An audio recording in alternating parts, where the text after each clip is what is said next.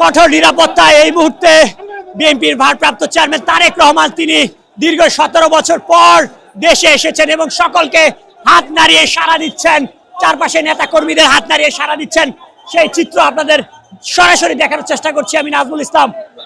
প্রিয় দর্শক, আপনাদের জানিয়ে রাখি দীর্ঘ 17 বছর পর দেশে এসেছেন বিএনপির ভারপ্রাপ্ত চেয়ারম্যান তারেক রহমান। তিনি সড়কের দুই ধারে যে সকল নেতাকর্মীরা রয়েছেন তাদেরকে হাত নাড়িয়ে সাড়া দিচ্ছেন বিএনপির এই নেতা, সেটি আপনাদের দেখানোর চেষ্টা করছি।